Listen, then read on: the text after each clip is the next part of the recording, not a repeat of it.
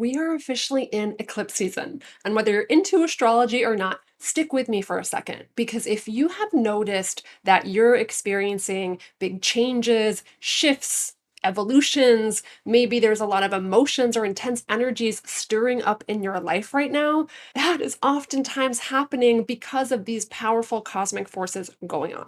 I have for sure noticed big changes, big milestones in my life connected to the eclipse seasons when I reflect on years past. And I see this again and again with my coaching clients of big changes happening, big life events, whether career changes, relationship changes, moving, all kinds of different things. Whether you planned on this change or didn't plan on this change, eclipses can often be a catalyst that propels us into our next chapter.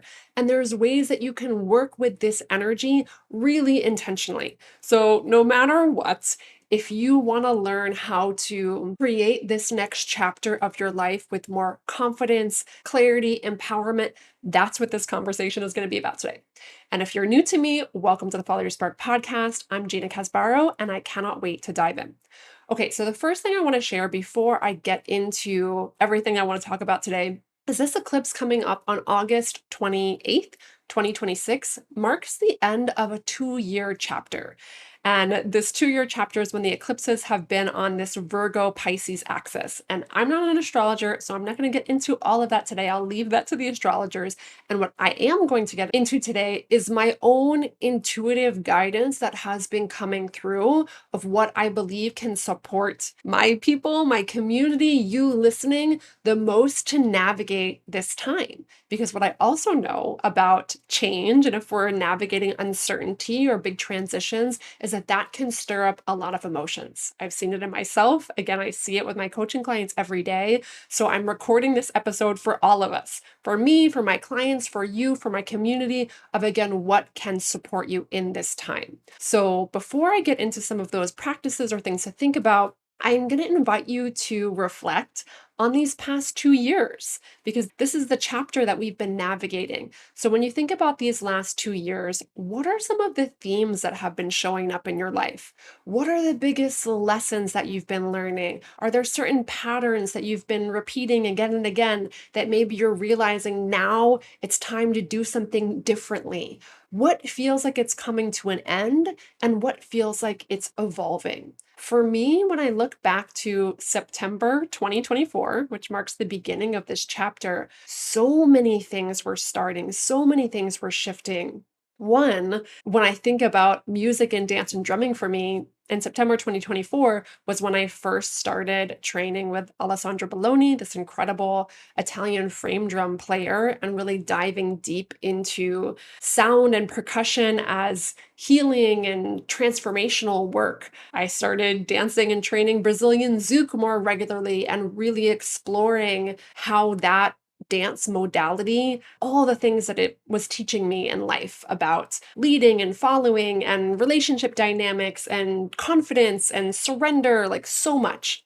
And in this past 2 years, I also embraced my choice to not have children in this lifetime, or at least that's the clarity that I have in this particular moment of my life. And with that decision came a whole lot of changes and things that I was reimagining of, okay, what does relationships, love, partnership, what do those things mean to me now? And I've really spent the last 2 years exploring that for myself, navigating new types of relationships and really seeing what do I want to create moving forward. And if I had to also really name this last chapter for me, another huge theme of it was this phrase that came through about owning my becoming.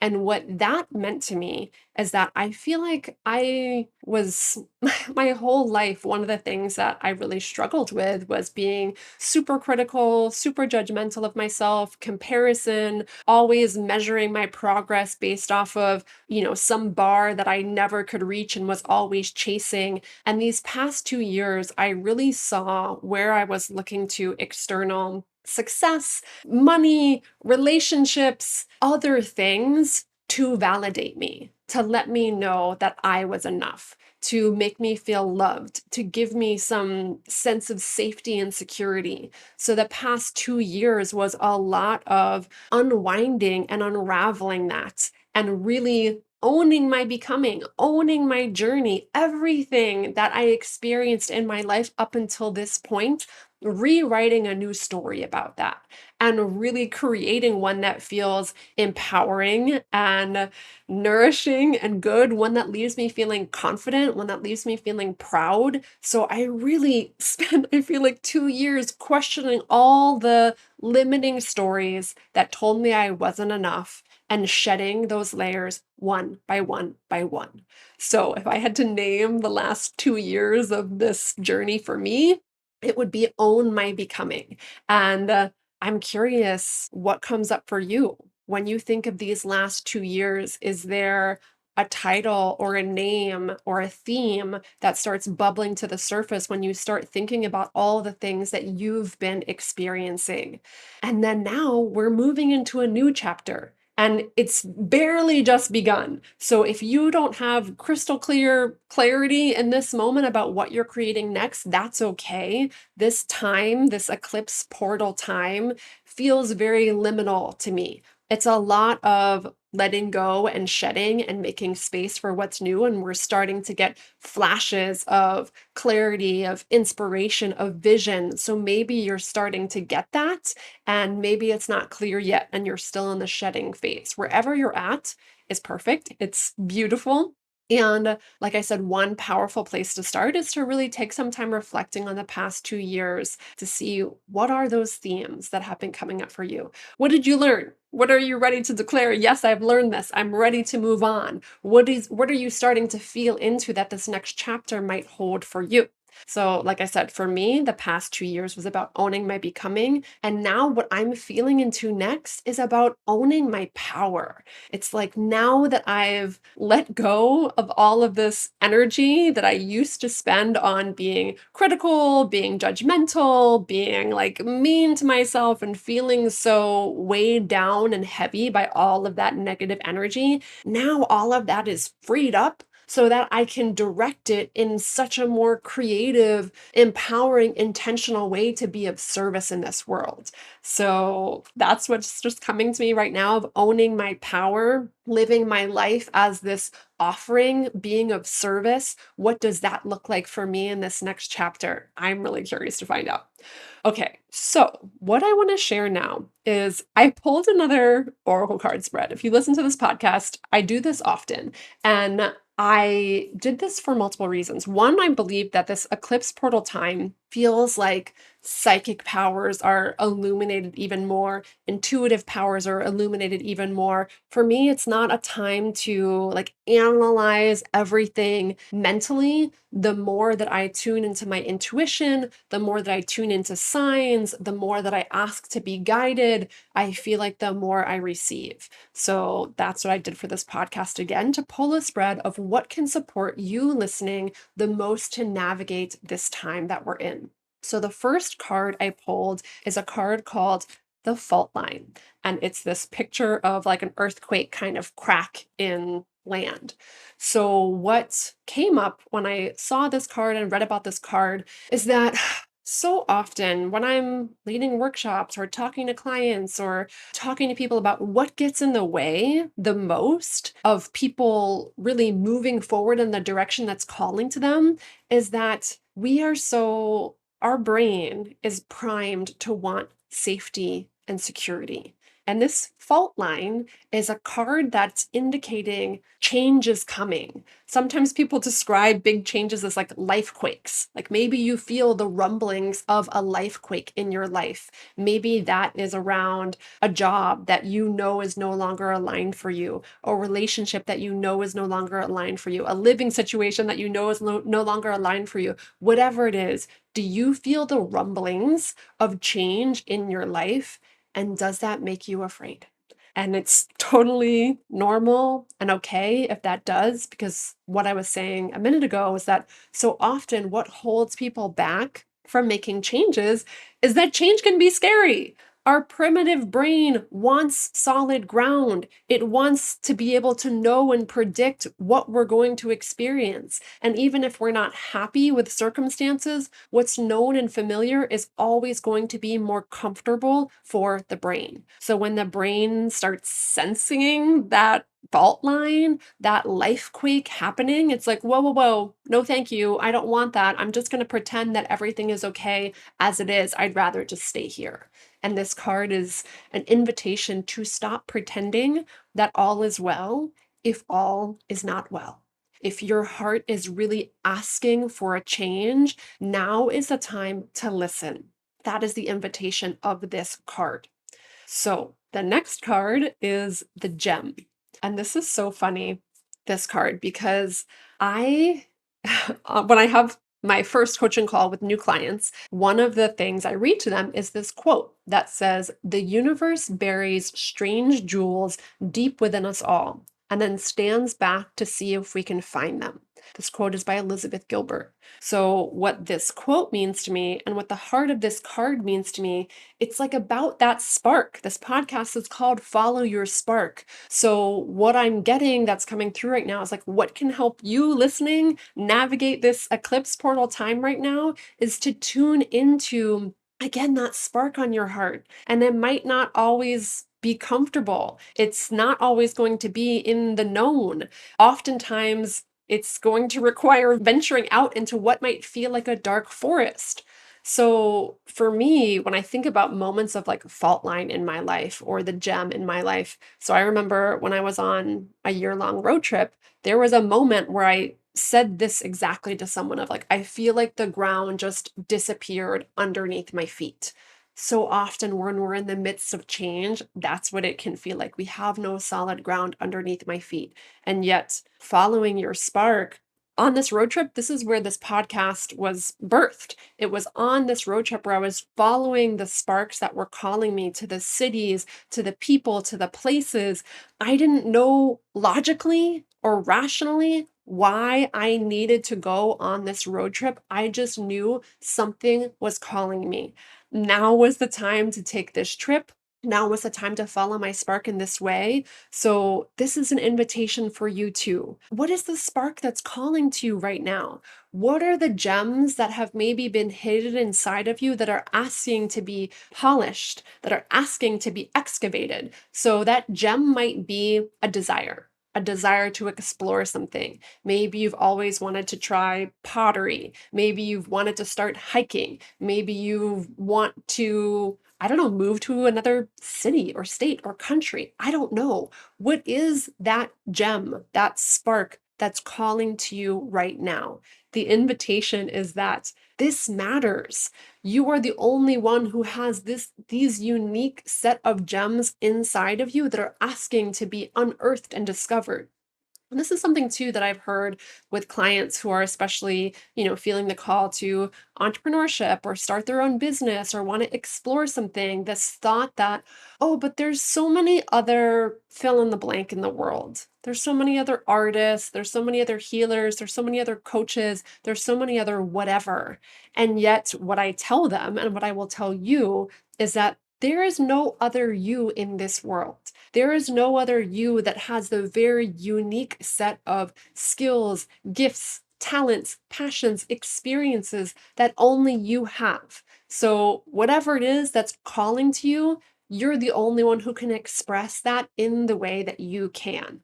So, this is an invitation to really explore what are those gems, those sparks that are calling to you right now. So, the next card is this card called Aletheia, and it's about the truth. So, it's talking about how our soul recognizes truth. There's this undeniable resonance that goes beyond the rational. And what came through for me about this card was so much of the work that I do is about finding harmony between logic and intuition, because the people that I support the most are people who are creative, visionaries, trailblazers, entrepreneurs, people who want to let go of societal expectations and actually live your most authentic, inspired life.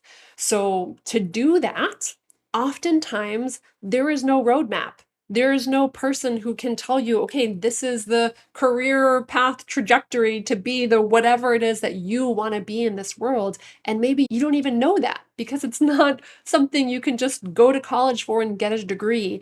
It's more unique, complex, interwoven than that. So this card is about tuning into your truth and following both logic and intuition to let that guide you.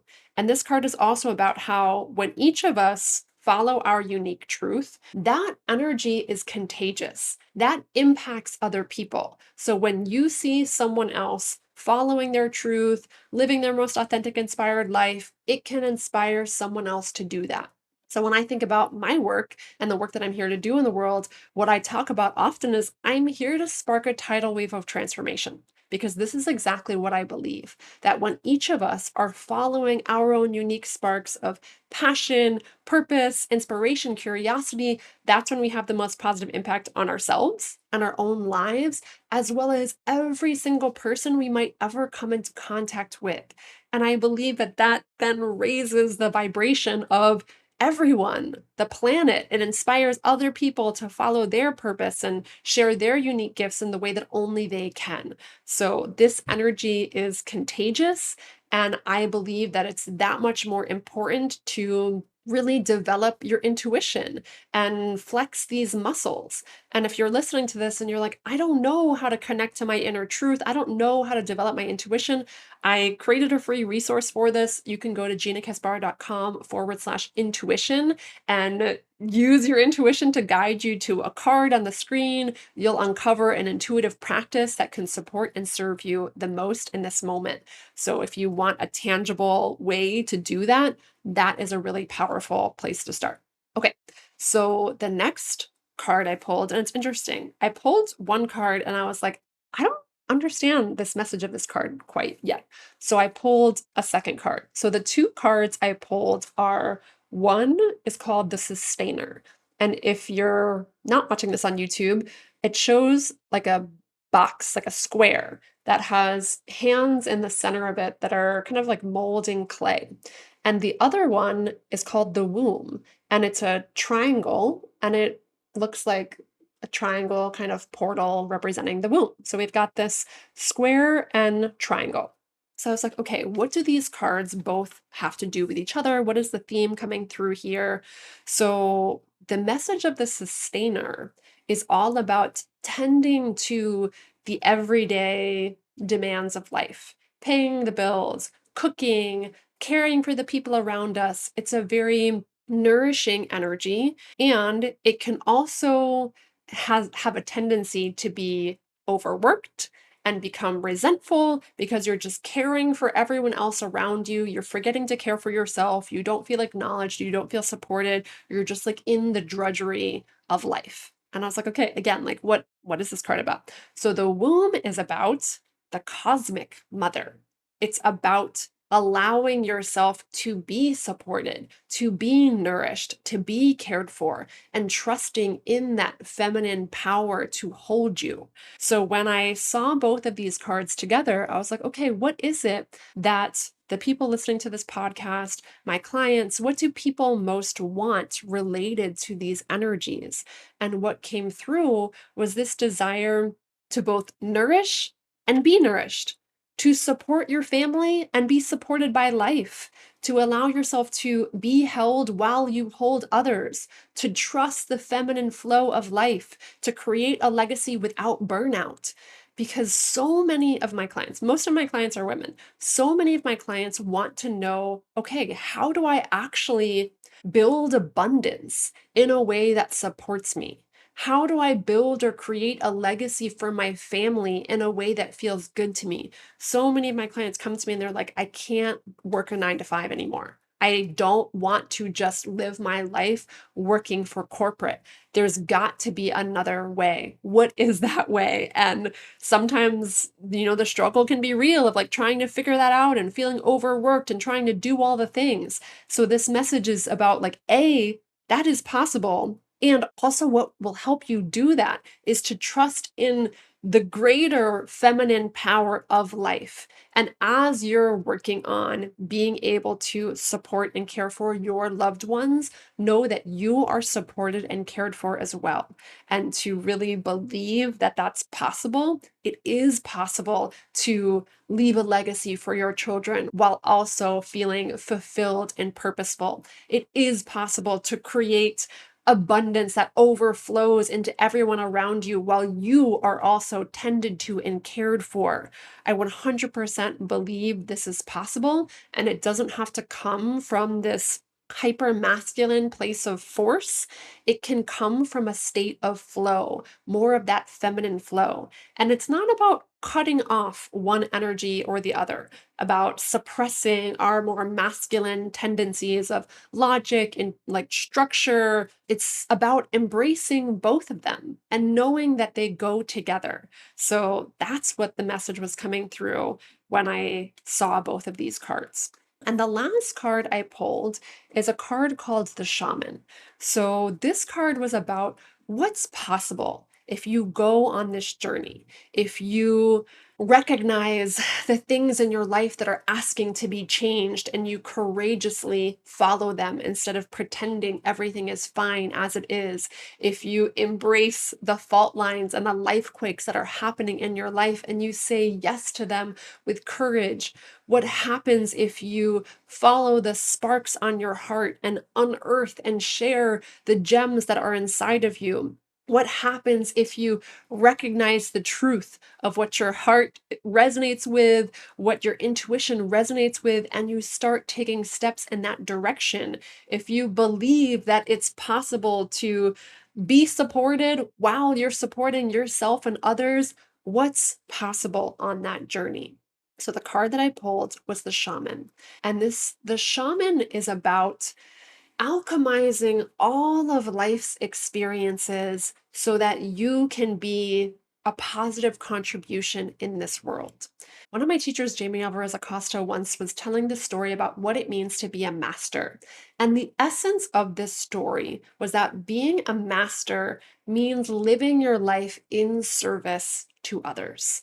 And when I think about this card, and so many of my clients, and maybe you listening, but for so many of my clients, one of the things that they deeply want is to be of service in this world, to be a positive contribution in this world, whether they want to serve their clients, whether they want to be a positive impact on their family, on their friends, whatever it is, they want to share their life in a way that's meaningful and impactful and lifts others up around them. So that's what the Shaman is about. It's about, like I said, alchemizing all of your life's experiences so that you can be of service in this world. And again, so many of my clients are entrepreneurs, and what I tell them is, especially when they're facing challenges, is that whatever challenge you're facing will likely become the exact medicine that you need to brew and support yourself and support your clients. It often turns into the process for your work. It definitely has for me. Everything that I share on this podcast, everything that I share with my clients, my whole coaching process and philosophy came from me navigating my own challenges. And I never would have developed any of that if I wasn't faced with those challenges. So, kind of going back to the fault line, if there's a life quake happening in your life and you're like, oh, why is this happening? I wish this wasn't happening. Another thing that I remind my clients all the time is to be careful not to wish away your challenges, because so often it's the challenges that actually create the breakthrough. It's the pressure that actually creates the diamond. And that's what this Shaman card is about. It's about sticking with the journey long enough to be able to alchemize your experiences into magic to share with the world. So that is the biggest message coming through for me right now. And I would be so curious to hear, does this resonate? What stands out to you? And if you want support this week, I am sending out special emails every single day this week that recap this intuitive guidance that I just shared with you, as well as one reflection question every day and one feng shui practice every day that can help you explore these themes. Because, like I said, for me, this isn't just like a mental exercise kind of week. It's a week to tune into your intuition, to open up to signs, and also to make powerful changes and to take steps in a really clear way that can help you move forward and propel you into what's next for you. That's why I love the feng shui practices because they're very tangible. So for me, what that's looked like is, I mentioned earlier in this podcast that the past 2 years have very much been about owning my becoming. And now the next 2 years are really about owning my power and sharing that. So as I've been tuning into this next level version of me, who again is not looking to external relationships or metrics or money in the bank or anything else to validate me or make me feel loved or successful or worthy, I create that experience for myself. So I have really been turning up the dial on what does it mean to care for myself? What does it mean to turn up the dial on self-love, on nourishment? So two places in my house that have really been standing out that have been asking me to make changes for a while that I'm finally doing are revamping my bathroom and my art closet because both of these areas represent self-care to me.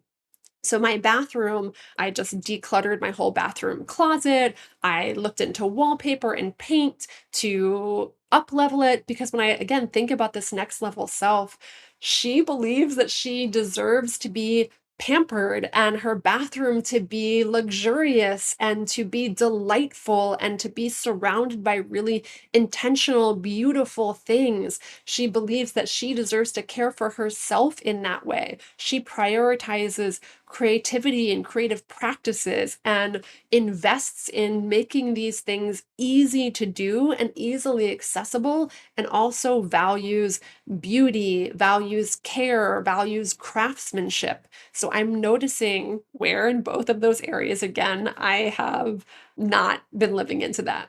And now is the time. And this again is a very physical, tangible way that I can reinforce the person that I am and the person that I'm stepping into in these next 2 years and beyond. So again, if you want reflection questions to help you think about this, if you want feng shui practices to help you embody this week, go to ginakasbara.com/join the list. That will get you access to all of these practices.